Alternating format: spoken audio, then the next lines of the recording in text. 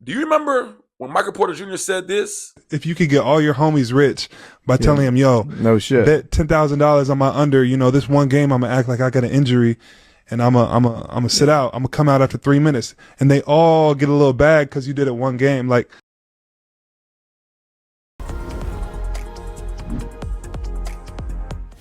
today I asked one question: money. Are we ever satisfied, and is there ever enough for us? Look at all these monies. As you guys know, currently in the NBA, we have a FBI investigation on the gambling crisis in the NBA. So apparently Terry Rozier has been arrested Thursday morning for sports betting. Not only was it Rozier, it was also Chauncey Billups arrested, head coach of the Blazers. Now starting to make sense why his unders have been hitting so much the 24-25 season. It gets better too. The Lakers are also part of this as well. And I'm wondering who on the Lake Show is sports betting? Because that's my squad.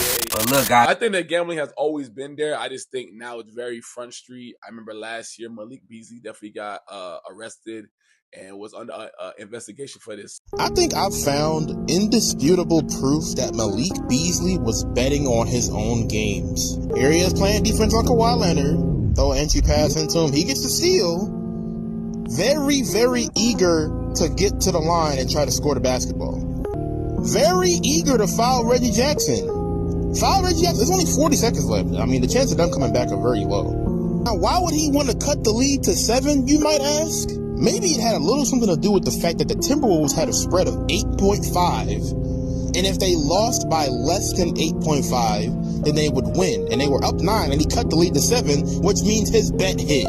He was betting on these games, and you cannot tell me otherwise, bro. It's kind of seemed to come back this time within Chauncey Billups and Terry Rozier and a few others. What I want to say, first things first, with the rise of things like Prize Picks, Underdog, DraftKings, you hear about the money that people are making as far as the people that tend to win big. It's millions and millions of dollars, definitely changing lives overnight. And I can't be mad at, anybody that really wants to make an attempt at gambling, on these 3-game parlays or whatever it is. But I think when you're a professional athlete, you should be very crucial in this. This is something that they're looking at you guys the most at. And I think what happened was just stupid on both guys' end. Now, I would say first, when it comes to Chauncey Billups, hasn't played in the league in a long time. For me, I'm not used to necessarily seeing a coach kind of being involved into this because I feel like they're not physically on the court, but I know that they can still, call shots. So here is another example of a game that I'm convinced Chauncey Billups threw on purpose. So the Trailblazers are down by 7 with about 4 minutes remaining in the quarter, and they're trying to mount a comeback for the ages. They hit the layup 106-101 and wait for the graphic. Wait for it, there it is. They're on a 10-0 scoring run. So fast forward about a minute, Blazers are down by 6. Danny Advia's hooping tonight.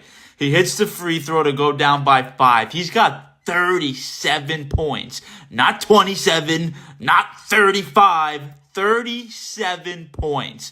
As the Blazers try to mount the comeback, they get the ball back now. So they got a chance to win this game, man. So the game now resumes, 3 minutes left, and Denny Advia is on the bench. He's not in the game. He's on the bench. Down by 5 with 3 minutes left, he pulls his top 2 scorers. Riddle me that. And that's kind of what happened, He's pretty much tied into a gambling organization that's kind of tied in with the mafia. And it's very shocking to just see that. I mean, sometimes I feel like people think people aren't paying attention, and I give the NBA a lot of credit. Them mofos is looking, because the fact that Terry Rozier has been put on the spotlight, I forgot who Terry Rozier was. I know he was in Boston, he was definitely doing his thing, but since he's gone down to Miami, he really ain't been that guy. But some of the stuff I saw him doing was so obvious that when this came out, I wasn't surprised. Like this. Players to score less, rebound less, assist less, using information that was not yet public. In some instances, players altered their performance or took themselves out of games to make sure that those bets paid out. One example occurred on March 23rd, 2023 in Charlotte.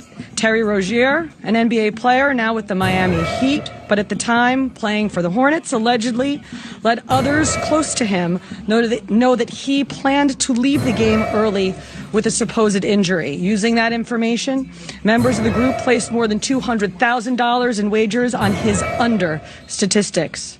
Rozier exited the game after just 9 minutes, and those bets paid out, generating tens of thousands of dollars in profit. The proceeds were later delivered to his home, where the group... You've got to be a goddamn blind man to not see what's going on. I've never seen a professional athlete do the things that you're doing.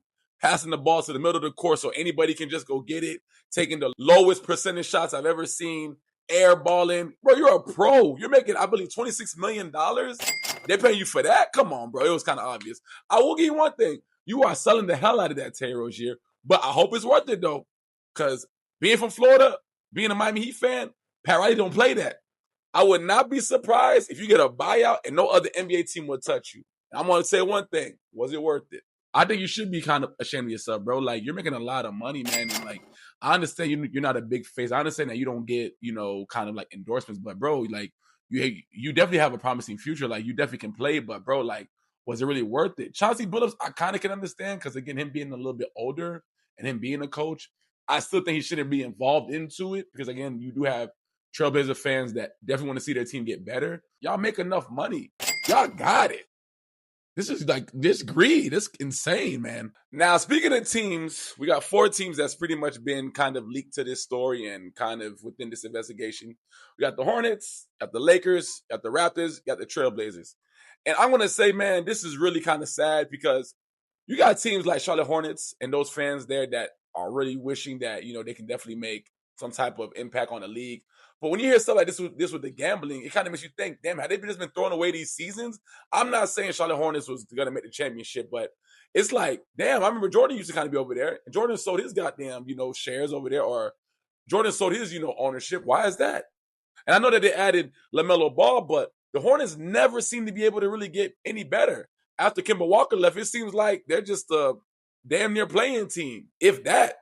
But the biggest thing, I'm going to say the Lakers, man, I think the Lakers being involved in this, it kind of makes sense seeing how big of a team they are. And, obviously having like LeBron James there, and as far as Luka, but it just makes you question like what's going on, like what's real anymore. I know in the NBA, there's always people saying that games are fixed, especially in the playoffs.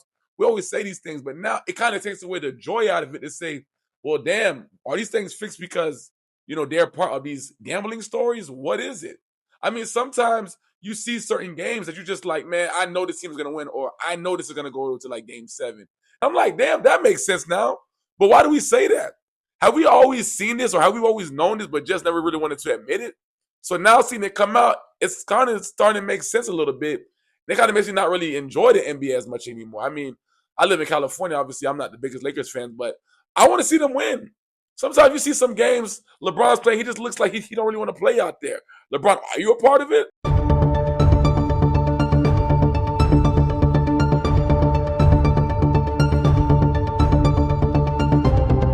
Damon Jones is definitely also under investigation with this whole situation, or at least part of it.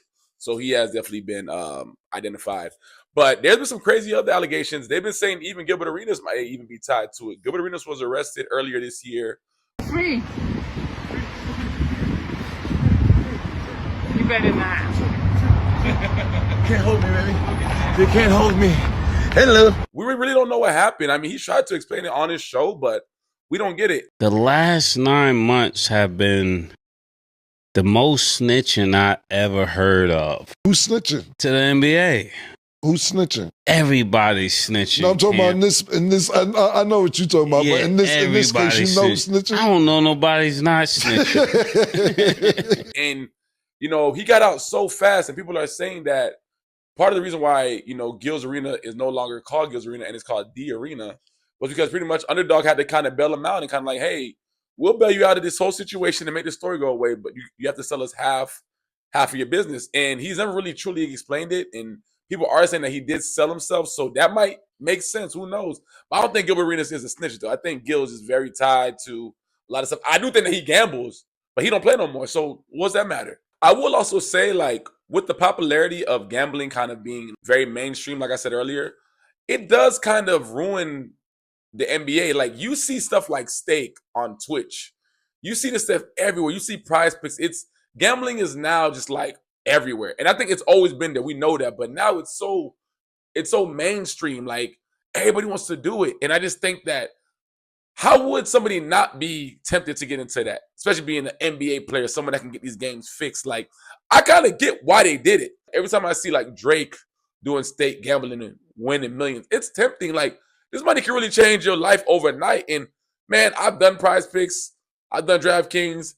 I know what it's like to win, $50, but sometimes I see people going in winning 2,000. I'd be like, God damn, that's rent money. Like, I could use that. So I definitely don't like the athletes gambling. I think it's kind of unfair because they're definitely playing. But money is money to people, man.